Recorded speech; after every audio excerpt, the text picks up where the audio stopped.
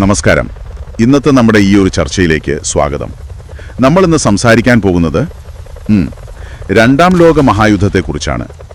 നിങ്ങൾ പങ്കുവച്ച ആ പുസ്തകം world war II global conflict and ആഫ്റ്റർമാത്ത്, അതിലെ ചില കാര്യങ്ങൾ വെച്ചാണ് നമ്മൾ സംസാരിക്കുന്നത്. 1939 തൊട്ട് 45 വരെ നീണ്ടുനിന്ന ഒരു വലിയ, എന്താ പറയുക, ലോകത്തെ പിടിച്ചുകുലുക്കിയ സംഭവം. ഇതിൻ്റെ കാരണങ്ങൾ, പിന്നെ പ്രധാനപ്പെട്ട കാര്യങ്ങൾ, ഇന്നത്തെ ലോകത്തെ ഇത് എങ്ങനെ ബാധിച്ചു എന്നൊക്കെ നമുക്കൊന്ന് നോക്കാം. ഏകദേശം ഒരു 7 കോടി മുതൽ 8.5 കോടി വരെ ആളുകൾ മരിച്ചു എന്നതാണ് കണക്ക്. ഭീകരം തന്നെ. ശരി, നമുക്ക് തുടങ്ങാം. അപ്പോ ഇതിന്റെ തുടക്കം ഒന്നാം ലോക മഹായുദ്ധം കഴിഞ്ഞ ആ ഒരു അവസ്ഥയിൽ നിന്നാണോ? അതെ, തീർച്ചയായും. ഒന്നാം ലോക മഹായുദ്ധം കഴിഞ്ഞപ്പോൾ ശരിക്കും പറഞ്ഞാൽ ലോകത്താകെ ഒരു അസ്ഥിരതയായിരുന്നു, രാഷ്ട്രീയപരമായും സാമ്പത്തികമായും. പ്രത്യേകിച്ച് പറയേണ്ടത് വെർസായ് ഉടമ്പടിയാണ്. അത് ജർമ്മനിയെ വല്ലാതെ ബാധിച്ചു. ശരിയാണ്. ആ ഉടമ്പടിയിലെ വ്യവസ്ഥകൾ കടുത്തതായിരുന്നു അല്ലേ? അതെ, ഈ പുസ്തകത്തില് അത് എടുത്തു പറയുന്നുണ്ട്. അത് ജർമ്മനിയിലെ സാമ്പത്തിക പ്രശ്നം മാത്രമല്ല, ഒരുതരം ദേശീയ അപമാനം കൂടെയുണ്ടാക്കി. ഈ ഒരു സാഹചര്യമാണ് ജർമ്മനിയിലും പിന്നെ ഇറ്റലി, ജപ്പാൻ പോലുള്ള രാജ്യങ്ങളിലും ഏകാധിപതികൾക്ക് വളരാൻ ഒരു നിലമൊരുക്കിയത്. അപ്പോൾ ആ ഒരു അമർഷം, സാമ്പത്തിക തകർച്ച, ഇതിൽ നിന്നാണ് ഹിറ്റ്ലറെ പോലുള്ളവർക്ക് ഒരു സപ്പോർട്ട് കിട്ടുന്നത്. എന്നിട്ട് 1939 സെപ്റ്റംബർ 1 അന്ന് ജർമ്മനി പോളണ്ടിനെ ആക്രമിക്കുന്നു. അതാണോ ശരിക്കുള്ള തുടക്കം? അതെ, ഔദ്യോഗികമായി യുദ്ധം തുടങ്ങുന്നത് അപ്പോഴാണ്. പോളണ്ട് ആക്രമണം കഴിഞ്ഞ ഉടനെ ബ്രിട്ടനും ഫ്രാൻസും ജർമ്മനിക്കെതിരെ യുദ്ധം പ്രഖ്യാപിച്ചു. അതോടെ ലോകം പിന്നെയും 2 ചേരിയായി, 2 ഗ്രൂപ്പുകൾ. അതെ, ഒന്ന് സഖ്യകക്ഷികൾ, അതായത് അലൈഡ് പവേഴ്സ്. അതില് ബ്രിട്ടൻ, ഫ്രാൻസ്, പിന്നെ കുറച്ചുകൂടെ കഴിഞ്ഞപ്പോൾ സോവിയറ്റ് യൂണിയൻ, അമേരിക്ക, ചൈനയൊക്കെ വന്നു. മറുവശത്ത് അച്ചുതണ്ട് ശക്തികൾ, access powers, Germany, Italy, Japan. Germany അവരുടെ ആ ഒരു ബ്ലിറ്റ്സ്ക്രീഗ് തന്ത്രം, മിന്നലാക്രമണം. അതെ, മിന്നൽ വേഗത്തിലുള്ള ആക്രമണം, അത് വെച്ച് യൂറോപ്പിൽ വളരെ വേഗം മുന്നേറി. ബ്ലിറ്റ്സ്ക്രീഗ്, ആ പേരുപോലെ തന്നെ പെട്ടെന്ന് അപ്രതീക്ഷിതമായിട്ട്.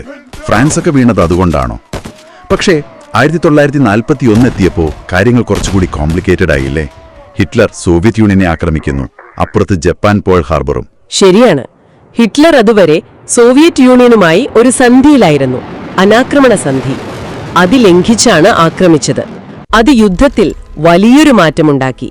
അതുപോലെ 1941 ഡിസംബറിൽ ജപ്പാൻ അമേരിക്കയുടെ പേൾ ഹാർബർ നാവിക താവളം ആക്രമിച്ചു. അതോടെ അമേരിക്കയും യുദ്ധത്തിലേക്ക് നേരിട്ട് വന്നു. അതെ, അതുവരെ നേരിട്ട് പങ്കാളിയായിരുന്നില്ല അമേരിക്ക. ഇതോടെ യുദ്ധം യൂറോപ്പിൽ മാത്രം ഒതുങ്ങിയില്ല, ലോകം മുഴുവൻ വ്യാപിച്ചു. അപ്പോ പസഫിക് മേഖലയും ഒരു പ്രധാന യുദ്ധക്കളമായി മാറി. ജപ്പാൻ അവിടെ വലിയ മുന്നേറ്റം നടത്തിയെന്ന് ഈ പുസ്തകത്തിൽ പറയുന്നുണ്ടല്ലോ. തീർച്ചയായും. ജപ്പാൻ തെക്ക് കിഴക്കൻ ഏഷ്യയുടെ വലിയൊരു ഭാഗം പിടിച്ചെടുത്തു, പസഫിക്കിലെ ദ്വീപുകളും. അതേ സമയത്താണ് യൂറോപ്പിൽ നാസി ജർമ്മനി ഹോളോകോസ്റ്റ് നടത്തുന്നത്. അതായത് ജൂതന്മാരെയും മറ്റു ന്യൂനപക്ഷങ്ങളെയും വംശീയമായി ഉന്മൂലനം ചെയ്യാനുള്ള ശരിക്കും ആസൂത്രിതമായ ഒരു ശ്രമം. ഏകദേശം 60 ലക്ഷം ജൂതന്മാർ, പിന്നെ ലക്ഷക്കണക്കിന് മറ്റാളുകളും കോൺസെൻട്രേഷൻ ക്യാമ്പുകളിൽ വെച്ച് കൊന്നൊടുക്കി. ഭയാനകം, ചിന്തിക്കാൻ പോലും പറ്റുന്നില്ല. അതൊരു ഭീകരമായ കറുത്ത അധ്യായമാണ്. എന്നാൽ യുദ്ധത്തിന്റെ ആ ഒരു ഗതി പതിയെ മാറാൻ തുടങ്ങിയല്ലോ. സ്റ്റാലിൻഗ്രാഡ്, പിന്നെ നോർമണ്ടി, ഈ യുദ്ധങ്ങളൊക്കെ നിർണായകമായിരുന്നല്ലേ? വളരെയധികം. കിഴക്കൻ മുന്നണിയിൽ സ്റ്റാലിൻഗ്രാഡ് യുദ്ധം 1942-43 അതൊരു വലിയ ടേണിംഗ് പോയിന്റ് ആയിരുന്നു. അവിടെ സോവിയറ്റ് യൂണിയൻ ജർമ്മൻ സൈന്യത്തെ തടഞ്ഞു നിർത്തി പരാജയപ്പെടുത്തി. അതോടെ ജർമ്മനിയുടെ മുന്നേറ്റം കിഴക്കോട്ട് നിലച്ചു. അതുപോലെ പടിഞ്ഞാറൻ യൂറോപ്പിൽ 1944 ജൂൺ 6 ഡി-ഡേ, നോർമണ്ടി ലാൻഡിംഗ്. അതെ, സഖ്യകക്ഷികൾ ഫ്രാൻസിലെ നോർമണ്ടി തീരത്ത് ഇറങ്ങി.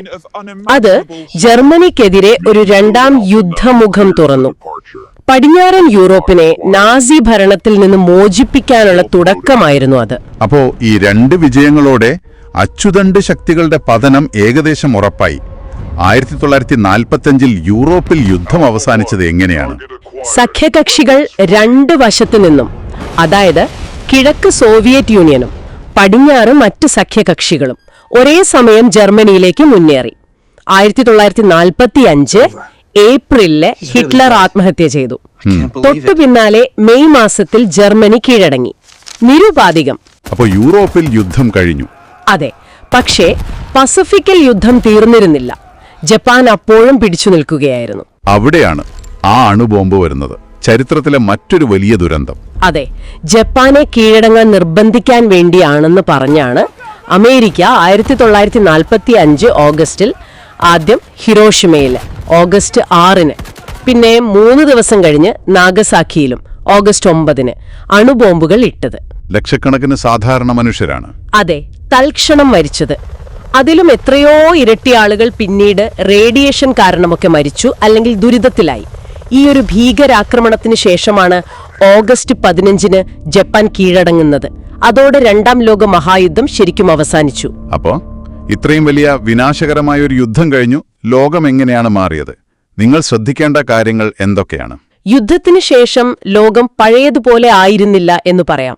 ഏറ്റവും പ്രധാനപ്പെട്ട ഒരു കാര്യം, ഭാവിയിൽ ഇതുപോലൊരു യുദ്ധം ഉണ്ടാവാതിരിക്കാൻ, സമാധാനം നിലനിർത്താൻ 1945-ൽ ഐക്യരാഷ്ട്രസഭ അഥവാ UN രൂപീകരിച്ചു. United Nations. അതെ. പിന്നെ യൂറോപ്പും ഏഷ്യയുടെ പല ഭാഗങ്ങളും ശരിക്കും പറഞ്ഞാൽ തകർന്നു കിടക്കുകയായിരുന്നു. ജർമ്മനി വിഭജിക്കപ്പെട്ടു. ഈ ഒരവസ്ഥയിൽ നിന്നാണ് അമേരിക്കയും സോവിയറ്റ് യൂണിയനും 2 വലിയ ലോകശക്തികളായി ഉയർന്നു വന്നത്. ശരിയാണ്. രാഷ്ട്രീയമായുമുള്ള ഒരു മത്സരം പതിറ്റാണ്ടുകളോളം നീണ്ടുനിന്നു. അപ്പോൾ ഈ യുദ്ധം, ഇത്രയും നാശനഷ്ടങ്ങൾ, ഇത്രയധികം ജീവനുകൾ, ഇത് നൽകിയ പാഠങ്ങൾ എന്തൊക്കെയാണ്? പുസ്തകത്തിന്റെ അവസാന ഭാഗത്താണോ പറയുന്നത്? തീർച്ചയായും. ഏറ്റവും പ്രധാനപ്പെട്ട പാഠമെന്ന് പറയുന്നത് ഈ ഏകാധിപത്യം, വംശീയത, പിന്നെ അനിയന്ത്രിതമായ അധികാരം, ഇതിന്റെയൊക്കെ ഭീകരമായ ഭവിഷ്യത്തുകളെക്കുറിച്ചുള്ള ഒരു മുന്നറിയിപ്പാണ് ഈ യുദ്ധം. മനുഷ്യന്റെ ജീവന് എന്തു വിലയുണ്ട് എന്നതിനെക്കുറിച്ചുള്ള ഒരു ഓർമ്മപ്പെടുത്തൽ. ഈ പുസ്തകം അതാണ് നമ്മെ ഓർമ്മിപ്പിക്കുന്നത്. അപ്പോൾ ഇവിടെ നിങ്ങൾക്കായി ഒരു ചിന്ത, അല്ലെങ്കിൽ ഒരു ചോദ്യം ബാക്കിയുണ്ട്. എന്താണത്? ചരിത്രത്തിലെ ഇത്രയും വലിയൊരു ദുരന്തത്തിൽ നിന്ന് നമ്മൾ പാഠങ്ങൾ പഠിച്ചു എന്ന് പറയുമ്പോഴും ഈ അധികാരത്തോടുള്ള ആർത്തി, അല്ലെങ്കിൽ തീവ്രമായ പ്രത്യയശാസ്ത്രങ്ങൾ, ഇതൊക്കെ വീണ്ടും തലപൊക്കുമ്പോൾ നമ്മൾ ആ പഴയ പാഠങ്ങൾ എത്രത്തോളം ഓർക്കുന്നുണ്ട്, അല്ലെങ്കിൽ ഓർക്കാൻ തയ്യാറാകുന്നുണ്ട്? അതൊരു പ്രസക്തമായ ചോദ്യം തന്നെയാണല്ലേ.